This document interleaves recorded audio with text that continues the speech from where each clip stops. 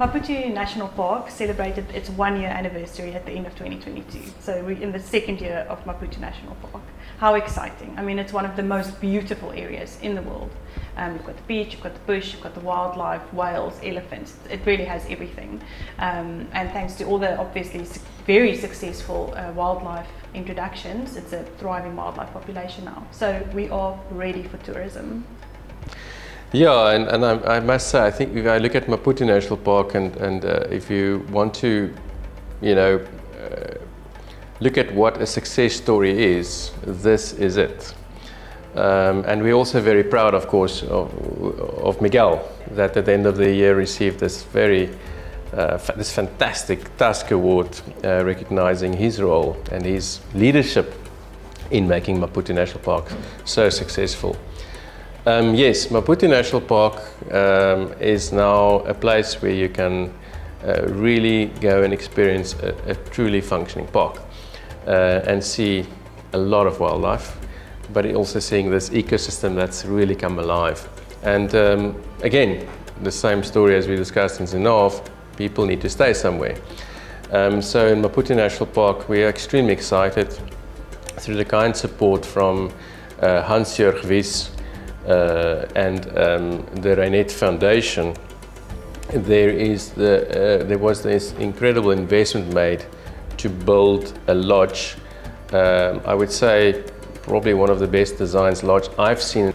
You could not even see it if you fly over today.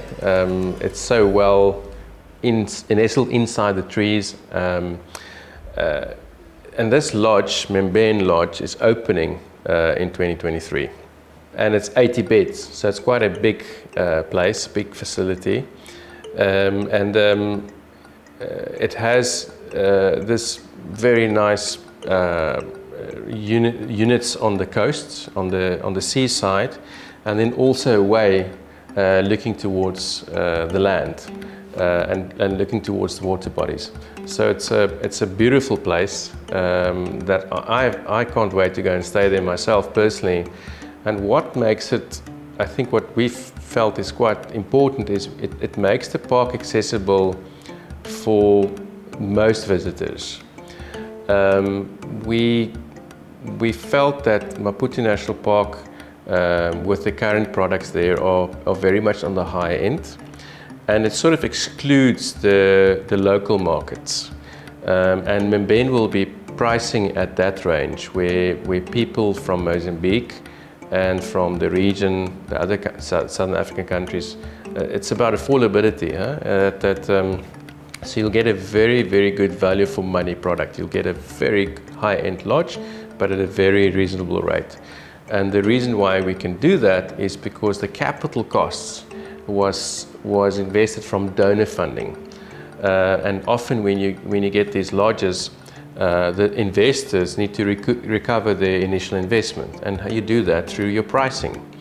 And because this was subsidized through these very kind donations, we can enter the market with a zero debt on the lodge itself. So the operator that has now been appointed to operate the lodge doesn't have that burden of first recovering and paying back the loan to construct the facility. And that means your price point becomes lower, it becomes a much more affordable destination, and much more value for money, which is what we want. We want people to experience Maputo National Park, and Membene Lodge is exactly that. And I mean, that's a giant leap forward towards the park being self-sustainable, and then those benefits flowing into the communities.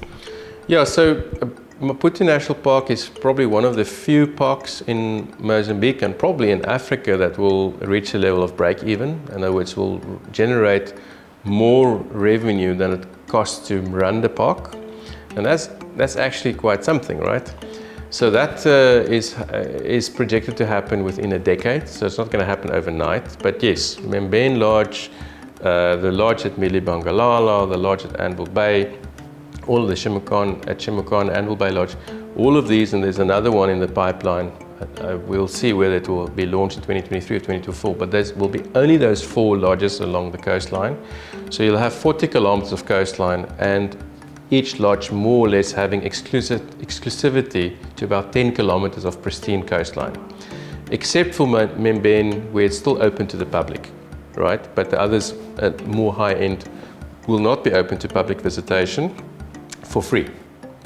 I think you can still go there. I'm not sure about some of them, but definitely Membene will be open to the public, and there's a restaurant there, and you can go for a day visit and go to the restaurant and have a fantastic day with the family, and really experience the park. Yeah. And maybe even have a swim. Because have a swim. Absolutely. At the end of 2022, they actually brought in the swimming pool in 2 parts. The footage is really incredible to see. With this giant swimming pool cut in half, traveling through the park. But you were joking and saying, it's a swimming pool translocation. Yeah. So talking about interesting translocations, you're looking at cheetah this year. Yeah. So. With a park as successful now of being rewilded like Maputo National Park is, we don't need to introduce any more, antelope.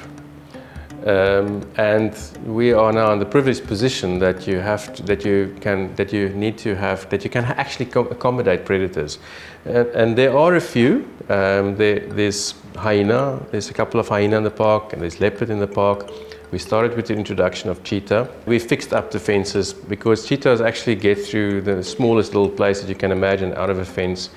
And if they go out of the park, they're not protected. So a park like Maputo National Park that will probably never have lions can become extremely important as a stronghold for cheetah. And there's very few places that you can say that. So our hopes and dreams and aspirations are to make Maputo National Park a stronghold for cheetahs as a conservation area, because it's also an endangered species. So 2023 will be to continue with the reintroduction of cheetah, to build up to a point where there's a core stable population and where they want to stay in the park and that they're habituated to the park and start breeding and are comfortable to stay in the park. So hopefully this will be the year that we achieve that. And there's a project being, well, it was launched at the end of 2022, the Blue Action Fund project. What is that, and what are you aiming to achieve with it? The Blue Action Fund, the name alludes to it. It's all about oceans. The German government and some other governments created this fund to support a very neglected part of the environmental conservation portfolio, and that's the marine conservation. And we've been very fortunate as Peace Parks Foundation to be the recipient of a massive donation, incredibly generous donation from the Blue Action Fund. This donation is about helping people to be more resilient towards climate change, but also in the context of the marine ecology. It's